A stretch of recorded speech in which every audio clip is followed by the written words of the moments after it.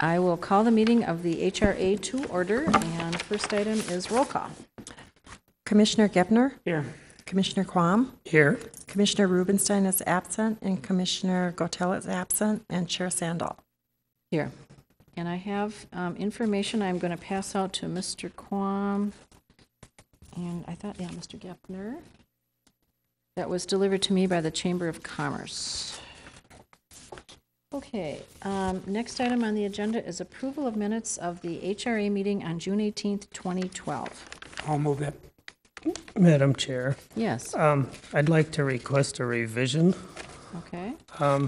There's a date stated in there that I was under my comments, which says March 21, 2012 HRA meeting, and it should say March 21, 2011 HRA meeting. Okay. All right, And I'll second with that revision. all right, I assume that's a friendly amendment? It is indeed. Okay. Any further additions or discussion? All in favor say aye. Aye. Opposed, motion carries. All right, so the minutes are approved. Next item is approval of the agenda. Is there a motion to I'll approve? move it. I'll second it. Any discussion? All in favor say aye. Aye. Opposed, motion carries. Okay, first item is consent calendar. Mr. Stark. Thank you, Chair Sandal and Commissioners. The consent calendar contains, tonight's just one item, which is acted upon by the HRA without a lengthy staff report verbally given. Once the consent calendar has been approved, the individual item and recommended actions have also been approved, and no further HRA action would be necessary. Tonight's one item is consideration of approval of a contract with S.R. Stevens Excavating, Inc. for demolition of 6812 14th Avenue, 6438 Bloomington Avenue, and 6315 16th Avenue. So I would, even though this is consent, we can take any questions you might have. Okay, and I had one question of you, which you and I spoke about earlier in the day, in terms of the fire department. Can you just tell me what kinds of things they do when they're doing their arson training? Sure. Yeah, the fire department is going to be training in these homes. My understanding is that they are going to be furnishing the homes, with, I suppose, secondhand furniture for training of firefighters.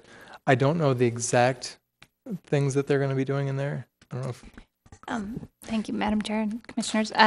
The fire department is going to go in and start fires in certain areas of the home.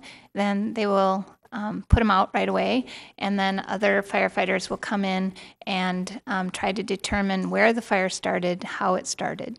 So it's a different type of training than they normally do.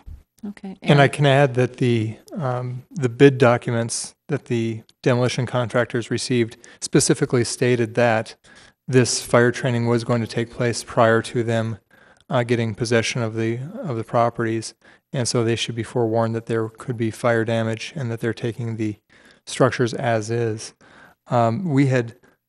Originally we had tried to bid these houses for moving, which we always do instead of demolishing. It saves us some money, and it's a more sustainable practice. These particular houses, I believe one is a split level, and the other two had other issues with them, just weren't attractive to house movers, so we didn't get any bids. Okay. So on that basis, Madam Chair, I'll move we bring on the wrecking ball. All right. So you're moving the motion. Okay. I'll second the consent calendar. Okay. Any further discussion? All in favor say aye. Aye. Opposed? Motion carries. Next item, number 4, Mr. Stark. Thank you. I would ask Assistant Director Barton to give the staff report. Thank you, Madam Chair and Commissioners. Bradley and Mary Ann Fink of 6415 2nd Avenue have requested a subordination of a $10,467 transformation home loan that they received from the HRA back in 2000. At 102%, the combined loan-to-value ratio exceeds the HRA subordination and satisfaction policy limit of 80% and was therefore denied by staff. The homeowners are appealing the denial and have asked that their request be brought to the HRA this evening for consideration. The homeowners qualify for and are pursuing a refinance through a federal program called the Home Affordable Refinance Program, also known as HARP. HARP is a streamlined refinance program that allows property owners who are impacted by decreased property values and who have an FHA-insured mortgage the opportunity to refinance their mortgage to secure better terms and help stabilize their neighborhoods and the housing markets in general. The homeowners would like to refinance their primary mortgage into a new mortgage through the HARP program of $169,700, which includes the total balance of the first mortgage and settlement charges. The interest rate would be reduced from their current rate of 5.5% to 4.125%, which would give them a savings of $235 per month, and the term of the loan would be 30 years. Although the refinance reduces the interest rate and monthly payments, the combined loan-to-value ratio is above the HRA's subordination and satisfaction policy limit of 80%. And the request, however, does meet all of the other requirements of the HRA's guidelines. And I believe that the property owners are here tonight if you have questions of them as well. I'd be happy to answer any questions that you have. Okay. Is there a motion to approve their request at this point? I will make that motion. I move that we approve the request for subordination of a Housing and Redevelopment Authority transformation loan at 6415 2nd Avenue. And if there's a second, we can talk about it. I will second it. And I do have a question. Go ahead. I don't know that this is going to affect the outcome on this at all, but do you know how much longer we're extending our subordinate status under this loan by going with a 30-year loan? How long would it have been before we would have become the superior status? Their current mortgage they were at 27 years left to pay down on their current mortgage. So not much difference? No. Okay, thanks. Okay. I have a comment. Okay, go ahead. When I was previously on the HRA, we tried to come up with some guidelines that would prevent these requests having to come before us, so it would be a little bit more rote. This one is close enough to the wire that I don't think there's a problem in approving it, but it is disappointing that we can't pigeonhole these all so that staff can be in a position to make the decision instead of us. Although we are trying to tweak it at the item number Yes. 7, so hopefully that'll improve it a little bit. It makes sense to me. The homeowner is not taking money out. They're just trying to get a lower interest rate, and they happen to be refinancing their costs, which is the only reason the mortgage went up any. And it's certainly in the HRA's interest to make sure that they stay in their home and that their mortgage is paid off, and hopefully they save a little money. So I'm certainly supportive. Any further discussion? The homeowner's welcome to speak if they wish, but not required. Okay. I see a nodding of the head no. In that case, I'll call the question. All in favor say aye. Aye. Aye. Opposed? Motion carries. Thank you for coming. Item number 5.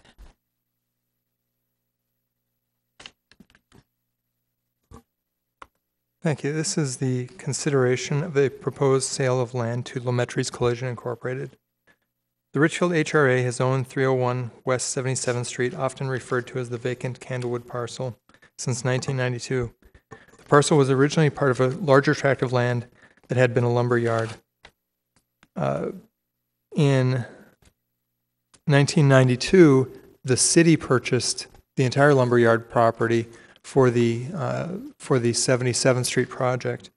Ultimately, the parcel was split into 2 parcels, and the southerly portion was sold to Candlewood Suites for the development of a hotel.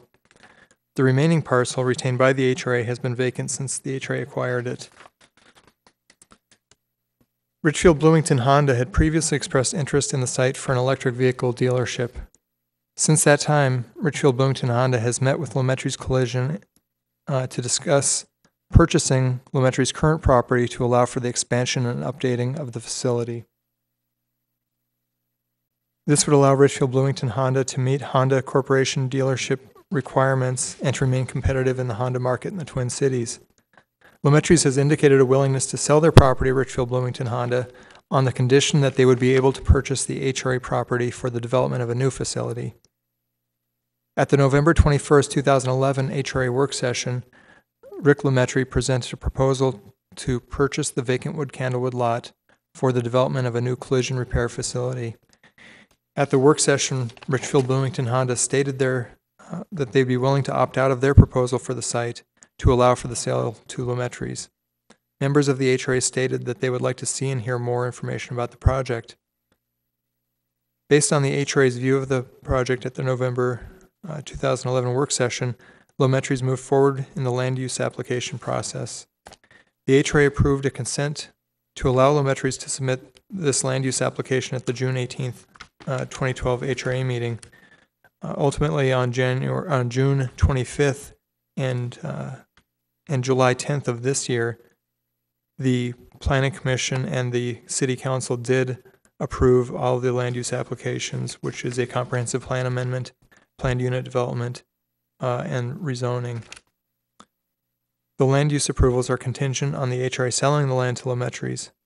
Furthermore, the purchase agreement with Lumetris is contingent upon their selling their current property to Richfield Bloomington Honda. The proposed purchase agreement provides for a purchase price of $675,000. This is based on an appraisal that was done on April 9th, 2012, which does estimate the market value at that $675,000. And the appraisal does assume regional commercial office as the highest and best use, such as what is being proposed here. The staff report states that Lumetris would be required to submit earnest money. It says at the time of the closing date in the amount of $33,750. I suspect that should have said at the time that the purchase agreement is executed, but I can double check that. So with that, this is a public hearing. I do see that we received a letter from the Richfield Chamber of Commerce supporting the sale of the property as is being recommended by staff. So with that, I would take any questions you might have.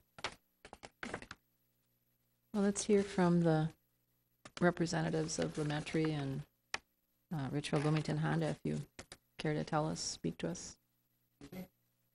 Do you have anything you'd like to contribute at this point? Okay. All right. So we do have people in the audience from both Lumetris and Bloomington Honda. Richfield Bloomington Honda, excuse me. I'm sorry, did someone say something? Oh, and you're with Candlewood Suites. Did you wish to speak? This is a public hearing. You can come up over here if you'd like to.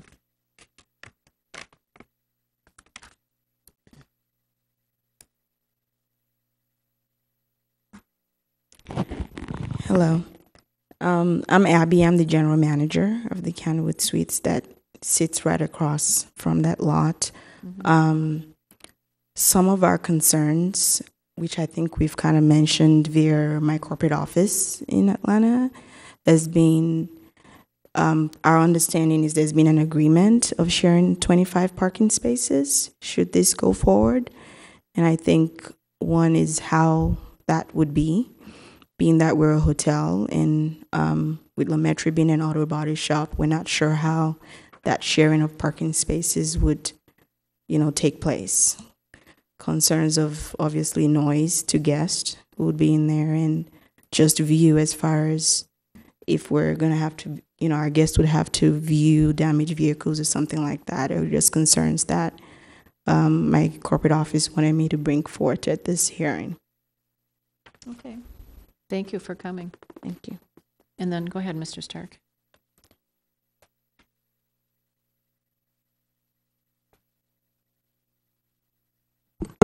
Maybe if I could address a couple of those things. One is there is a shared parking agreement on the site currently. It already exists. It's existed since at least 1998. And what that states is that the future user of this site and the current user of the other site, Candlewood Suites, are allowed to use 25 of one another's spaces. And the idea at the time that agreement was drafted was that there would be two uses here that would have offset parking needs. The thinking at that time was, a restaurant, perhaps with a larger lunch crowd, would have more parking needs during the day, and the hotel would have more parking needs at night. In our discussions with Lumetri, they feel that this method of parking does still continue to work. The idea here, and this is going to address some of the other issues as well, this is the site plan, the preliminary site plan that's been brought forward. That has the building for Lumetri's located here. Behind the building, there is a screened parking area that wouldn't be visible from 77th Street, wouldn't be visible from the surface parking here because of the screening. That's where wrecked, for lack of a better word, wrecked cars would be located, either in the building or in this parking lot. The parking lot to the side here really is going to be utilized by a few groups of people. One is employees. How many employees do you have at any one time? 12 employees at a time, let's say, and then customers coming in to get estimates, or customers coming in with cars that have very minor damage would use this parking lot primarily during the day, during business hours.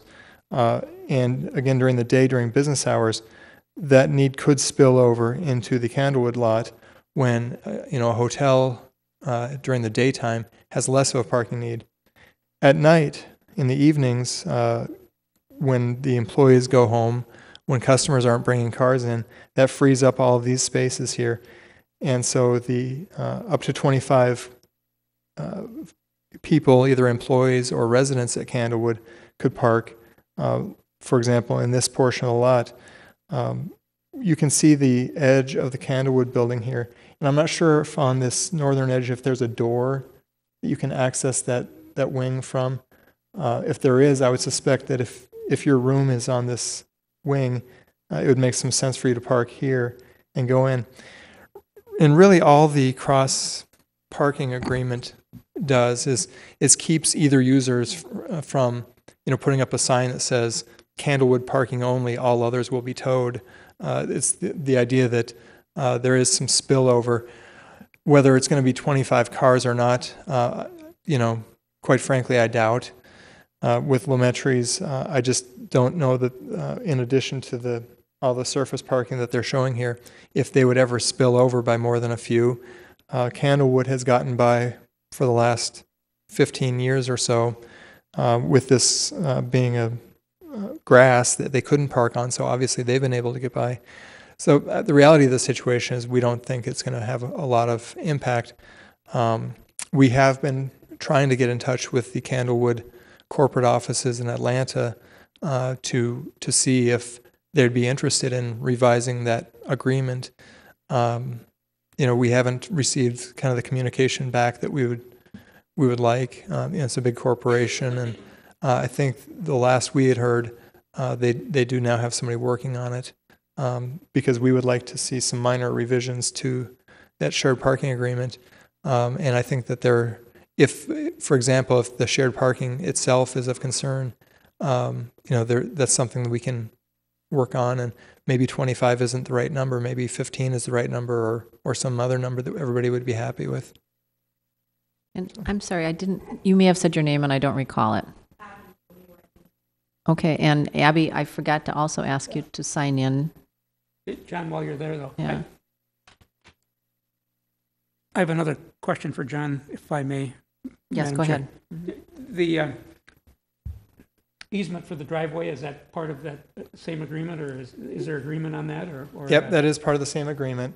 Right now, the driveway is located at the same place that this drive aisle is located on the plan.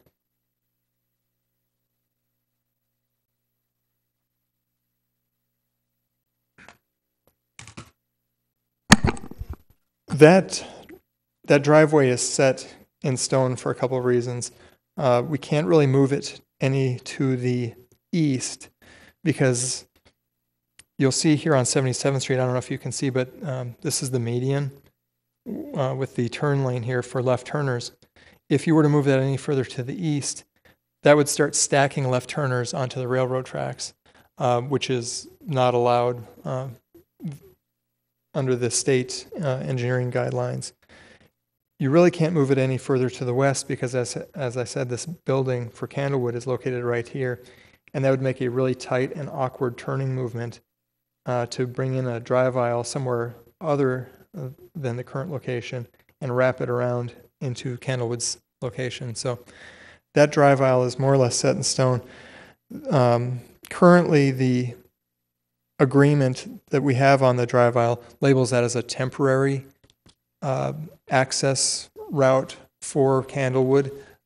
We've suggested to the corporate offices that it'd be in their best interest to get the word temporary taken off of that, and that we're all open to doing that. Okay. Anyone else who wishes to speak on this matter?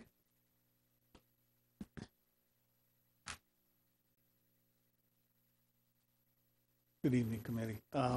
My name's Richard Lemaitre. I just wanted to add that along the opaque fence line where we're going to store damaged vehicles, we plan on planting overstory trees with canopies, so from the second or third floor to Candlewood, they won't be able to see into the parking area. And as regards to the cross easement of the parking, I guess I like it in place because I don't want to have to be towing Candlewood's people for parking in my lots, and we're a 7 to 6 Monday through Friday and 7 to 2 on Saturday. So we don't have any conflict of, I don't think, of parking between us and Candlewood. So I don't see any conflict between us, and I think between the landscaping and the fencing and stuff, Candlewood customers shouldn't have to or won't see any damaged vehicles. And then the third concern that the manager raised was noise to the guests. Is that a Well, like I potential said, issue? we're just 7 to 6, and everything, all the work is done within the building, so I don't see that there would be any noise or very little that would disturb anyone in the Chair. hotel. Yeah, Mr. Kwong? The purchase agreement allows for you to have the option of renegotiating the easement agreement. It says if buyer wishes to renegotiate the easement agreement, it's your responsibility to do so. Are there things that you want to renegotiate? It's not that I think that it needs to be renegotiated. It's kind of vague, and I guess I'd like to get more particulars to it. It's livable the way it is, but it just that I don't like things left up to interpretation. So if we were to approve it today and nothing more happened, you could still work with it. It wouldn't be a deal breaker. Right. Okay, thanks. I have a question. It isn't germane to what we're discussing tonight, but out of curiosity, you own the property to the west, the building that the baby store is in, and I own the block. yeah, all the way to All the four. frontage road. All 4 buildings up to the other hotel. We're next to, I don't know what the name of it is now, but. And the buildings behind you as well. The Right. Tire We own Plus and- from 77th Street to the freeway Okay. and from Harriet to the hotel. Okay, so you have a lot of flexibility in what you can do in the future. Then. But that's the property that Richfield Bloomington Honda wants Yeah. to expand. Okay. Anyone else who wishes to make a comment?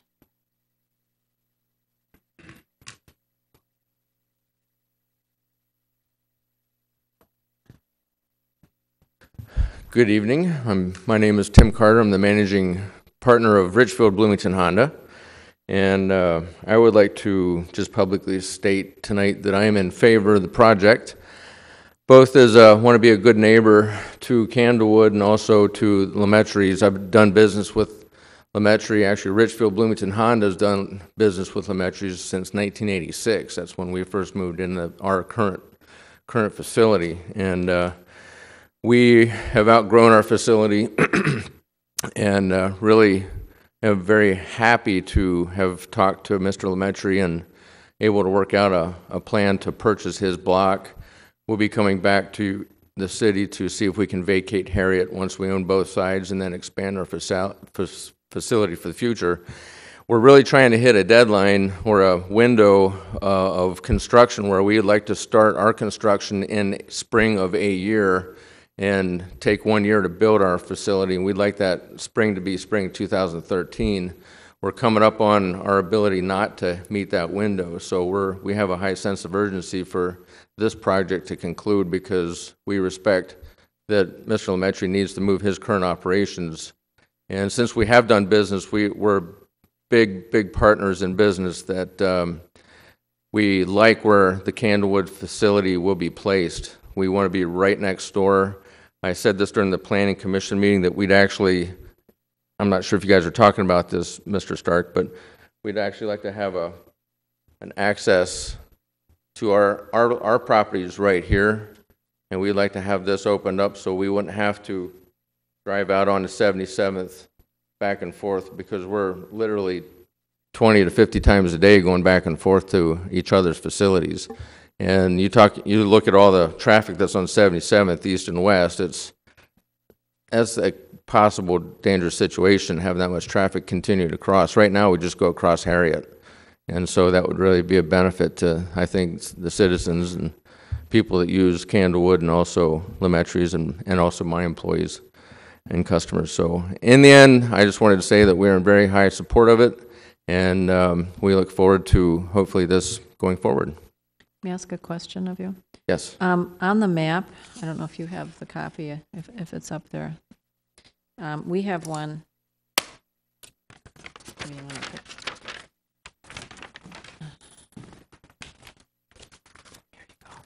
Okay. Which shows the current Lametry collision site, and there's a green line that circles what appears to be the entire block. Are you intending to expand into just the eastern half of it, or the whole parcel, or what's the plan? The whole it'll be about 6 acres total when it's all said and done. This is what we own right now. Mm-hmm. And if we vacate Harriet, we're going to redevelop the entire site. We're not quite sure what that's going to look like, if it's going to be one Honda facility or if it's going to be a brand new Honda facility on at least half of the western half with a shared parking ramp with a redeveloped Honda store. Now it'll probably house 1 or 2 other businesses. We're not quite sure what that is yet, but the whole 6 acres will eventually be redeveloped. So what you're going to end up with is redevelopment from 4 Points to the railroad track between our 2 projects. Okay, thank you. Anyone else Mr. wish Carter, to? Go ahead. This is a good graphic right here. It went away. Where you can show us what you meant by the connection between the parking lots, because they're both this one here or the other one? Well, you were talking about you hoped you could open up a connection to the parking lot. Yeah, right. Right now, this is where the employee parking for the new Lametry site will be. Yes. And we're hoping to open it up like right in that corner so we could drive back and forth between our 2 lots without having to go out on 77th right here.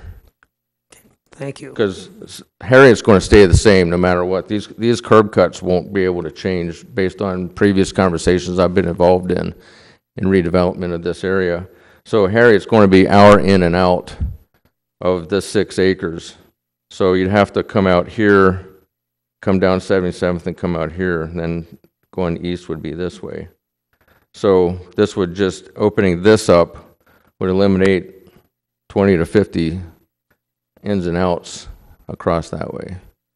Thanks. Okay. I just thought that was a good graphic to illustrate what it was you were talking about. Thanks.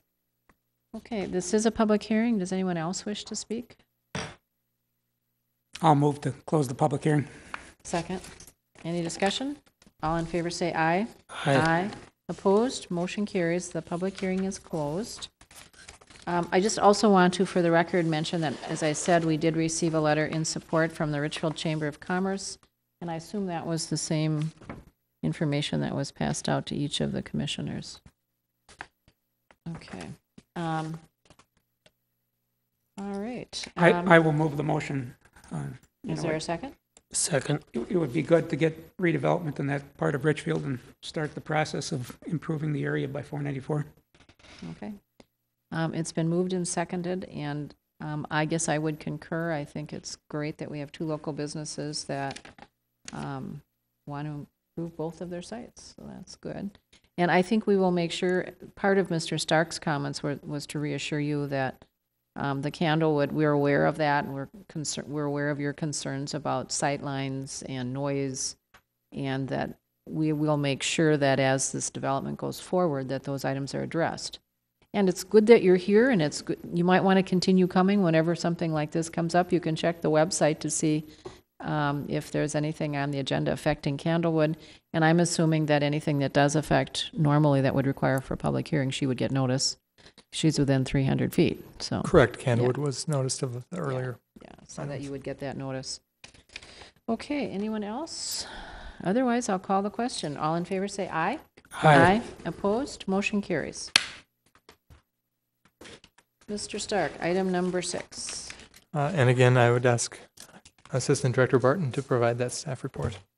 Thank you. Thank you, Chair Sandal, Commissioners.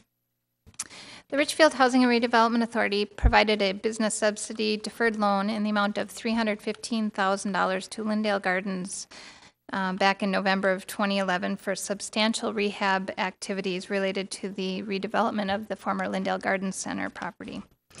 To secure the loan, the HRA placed a lien against the property located at 6330 Lindale Avenue, which is part of the larger Lindale Gardens redevelopment project, and subsequently recorded a mortgage against the property which prohibits any other encumbrances.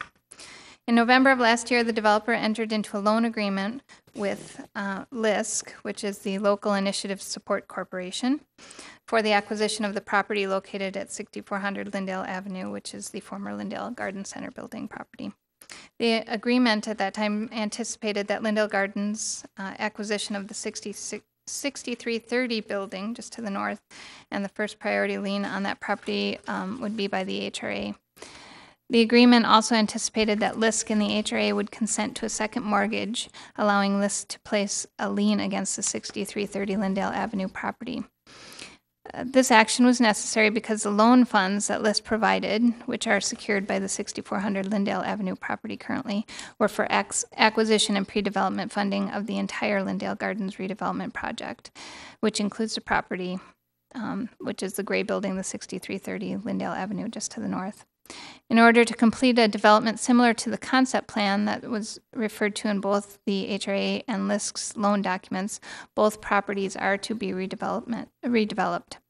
LISC did allow the HRA to hold a second position lien on the 6400 Lindale Avenue property until the time that the 6330 Lindale Avenue property was acquired, with the understanding that they in turn would be allowed a second position lien on the 6330 Lindale Avenue property behind the HRA. The HRA is not being asked to subordinate its first priority mortgage. They're simply, LISC is simply requesting that they be allowed to place a second mortgage behind the HRA's primary mortgage on this building. Staff is recommending that the HRA consent to LISC's placing of the second mortgage on the 6330 Lindale Avenue property at this time. And I'd be happy to answer any questions that you might have about this. Okay. Well, I'm going to move that we approve the consent to the second mortgage request allowing Local Initiative Support Corporation, LISC, to file a mortgage against 6330 Lindale Avenue. Is there a second? Second. And it makes sense to me if that was what the agreement was when the development started the process. Doesn't put us in any worse position. We're still ahead of the second mortgage, and so we don't have any, it doesn't create any greater risk for the city. Exactly. So I'm certainly supportive of doing it. I have a couple questions. They're general in nature. Is LISC a government body of some sort, or what is it? It's a private entity, and they typically provide funding for. They're a national company, and they provide funding for kind of unique projects, and they aren't your typical mortgage broker, banker. The initial mortgage, the one for $315,000, was authorized by the HRA before I became a member. Can you give me a little background on that, please, Karen? Certainly.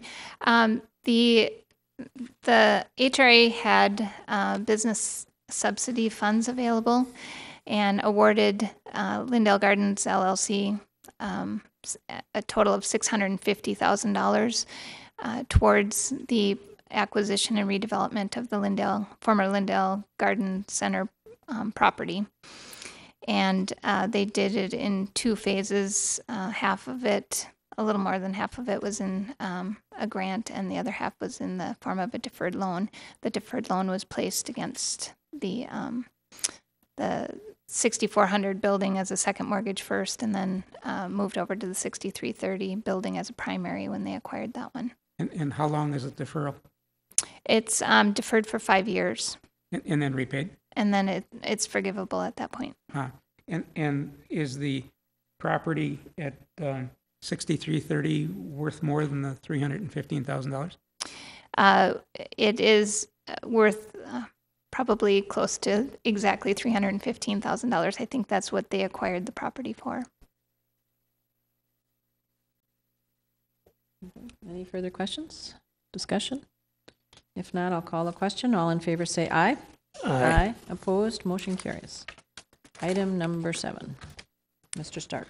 And again, I would ask Karen Barton to provide that staff report. Thank you, Chair Sandal, Commissioners. This one ties into the earlier subordination request for the HARP. In June of 2011, the Housing and Redevelopment Authority directed staff to make some changes to the subordination and satisfaction policy to allow subordinations in cases where the loan-to-value ratio exceeded 80%, but the amount of financing ahead of the HRA lien did not increase. The effect of that change has served to reduce the number of appeals brought to the HRA. However, since that time, staff has noticed that a minor additional change to the policy would serve to further reduce the number of appeals brought to the HRA. The change being requested would be to allow subordinations in cases where the loan-to-value ratio exceeds 80% but is less than 85%, and the amount of financing superior to the HRA's lien increases by no more than the cost of the settlement charges. In April and May of this year, the HRA considered and granted 2 subordination appeals that met this requirement. And then, of course, a third similar appeal was considered this evening by the HRA and approved. 3 additional subordination requests submitted in the past year met this criterion. However, the homeowners either elected to put additional cash into the closing or withdraw their subordination request. The homeowners in the cases brought forward to the HRA on appeal were unable to afford the cash necessary to pay the settlement charges. Attached to the packet also was a copy of the subordination and satisfaction policy with the change noted on the second page. If you have any questions, I'd be happy to answer them. I have questions. Go ahead.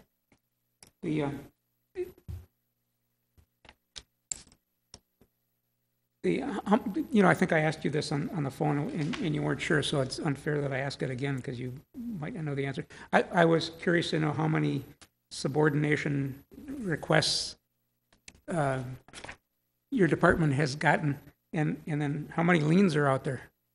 So, is it 50% or is it 100% or? I have to apologize. You did ask me that question. I got the information and I proceeded to leave it on my desk. Okay. And I also made a request that maybe my fellow commissioners have an interest in seeing too. We get these green sheets, and I think it would be helpful and interesting to know how many subordination requests we have, how many are granted, and how many liens we have out there. So if that isn't something that's too difficult and my fellow commissioners feel it would be helpful for them as well, that I would like to request that. And I have already asked staff to incorporate that information into the next monthly memo update. It's difficult to get some of the information, but we will provide you as much as we can.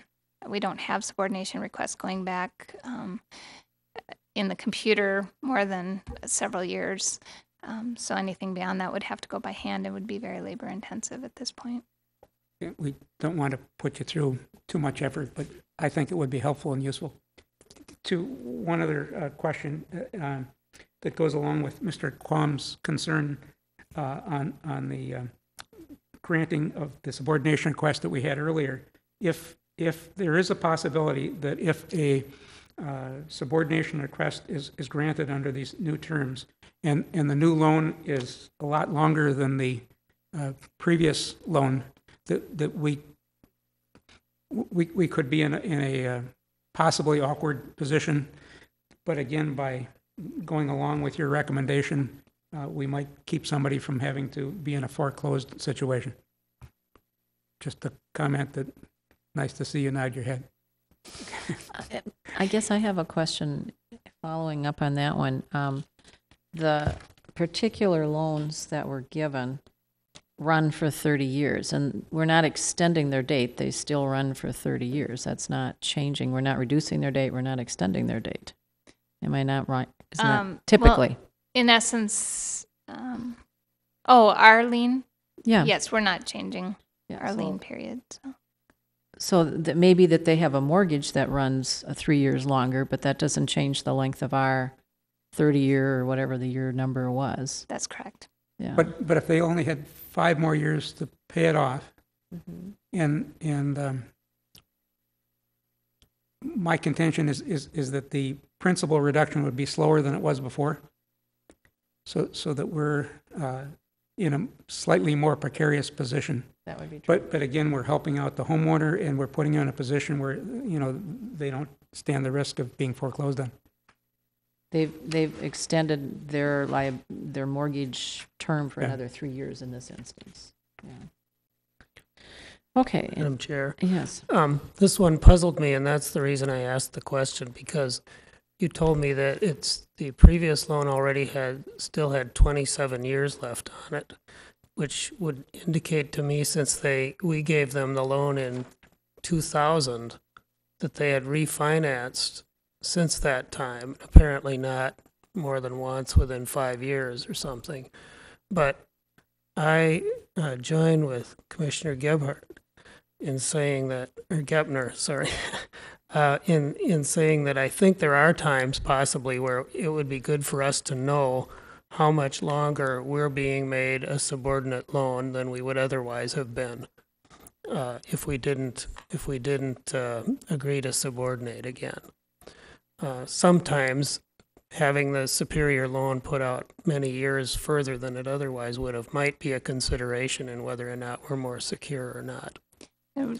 We could add language in here that the new loan period does not exceed 5 or 10 years more than the current loan period. I'd be interested in other commissioners' thoughts on that. I'm not necessarily suggesting we get into rewriting some more of our guidelines, but I am suggesting that you could keep an eye out for that, and if it looks to you like that would be an issue that we would want to consider, you could point it out in your staff reports.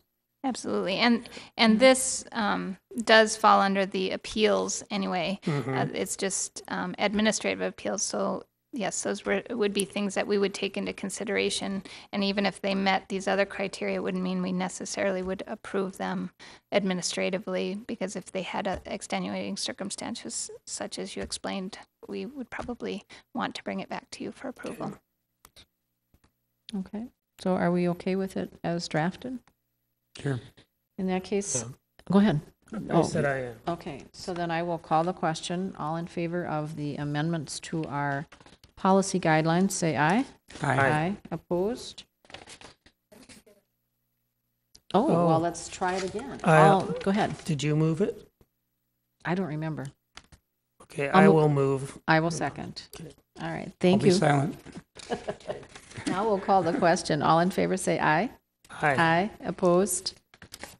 Motion carries. Thank you. Good thing we have Nancy to keep us on task. All right, next item on the agenda is HRA discussion items. I had one, and that was I had requested a copy of the bylaws, which I don't ever recall seeing. I may have, but I just don't remember them, and you're going to provide those to us. Yeah, I've distributed them to you.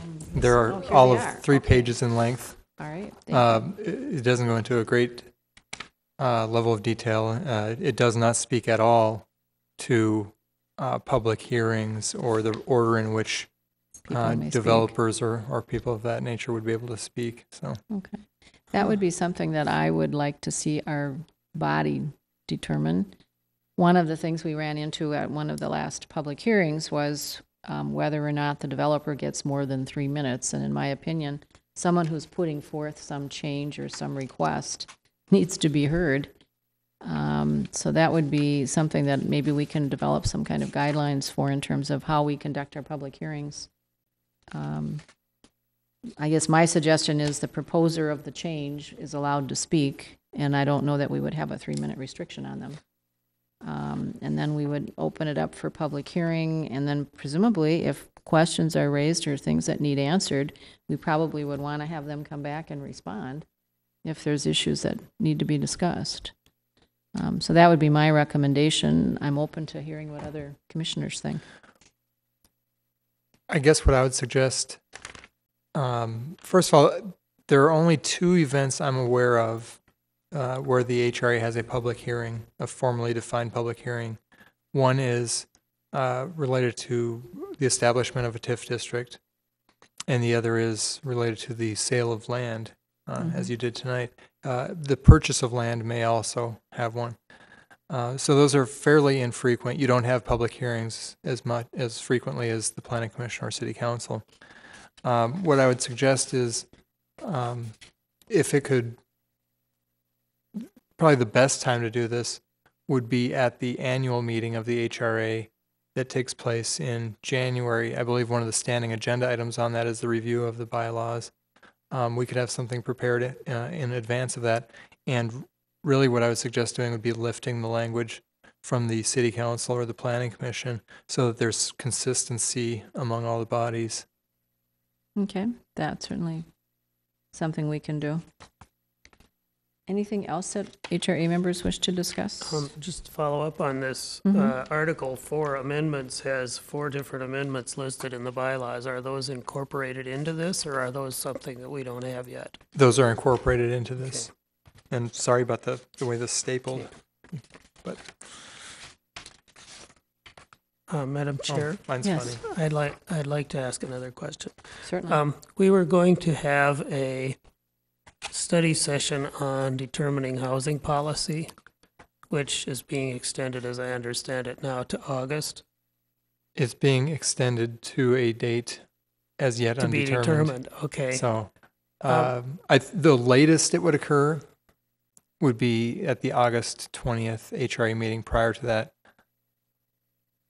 Okay. The question I have is, do you have a sense of how that will be ordered or presented? Or, I mean, how will we do it? We all just come and say what we think, or is there going to be something to react to? Or well, we will have a memo out beforehand. Really, our focus isn't really on the meat of the actual policy. We're not going to be proposing policy A or policy B. It's to talk about the process. You know, let's really talk about 3 things. The scope of the policy. Is it related to rental and ownership housing? Is it related to market rate and affordable? So we want to try to make sure we understand the scope. And there are other scope issues as well. Secondly, the timing. What is the expectation of the policymakers? And then third is the process. I would suggest when we went through the Pillsbury proposal, there was a lot of neighborhood concern. My feeling is that to not heavily involve residents in this policy would be a mistake. And so really a big part of it is trying to come up with a process to bring people in to talk about this. One of the things I want to focus on, again, this kind of goes back a little bit to the scope piece of it, is who would be the ideal type of resident to bring in. You know, as we look at data about home buyers in Richfield, and the Urban Land Institute study that occurred here several years ago pointed to this, and other data does as well. We have an extremely young home buying population, and we think as a staff that the more you could do to reach out to younger folks to understand what they want the community to look like in the future would be the ideal situation. And in terms of timing, you just want to know how fast you think everyone wants you to do it in? Well, and all these things go together. You know, our hope is that we can involve maybe some people from the University of Minnesota in the process. A lot of it depends on their schedules. And if the policymakers tell us no, we don't want to go that route, then that changes things. So we're going to be tossing some ideas out there about process, and those, to some degree, would dictate the timing. Thanks. Yeah. Okay. Anything else that the commissioners wish to speak to? All right, then executive director report. I would just report that the HRA, the City Community Development staff, does have a new employee. That's our housing specialist. It's a job share position right now. Julie Urban does the job half the time. It had been up until last month Michelle Lewis. Michelle had been with the city in one capacity or another for at least 8 or 10 years. Michelle left to go to the seminary, so maybe she'll be thinking about us. And we brought aboard Kate Aitchison, and Kate started with us on July 5th. Okay, thank you. Anything else? If not, claims and payroll? I'll move claims and approval of claims and payroll. I'll second. Any discussion? All in favor say aye. Aye. Aye. Opposed? Motion carries. And we have no further business, so we stand adjourned. I haven't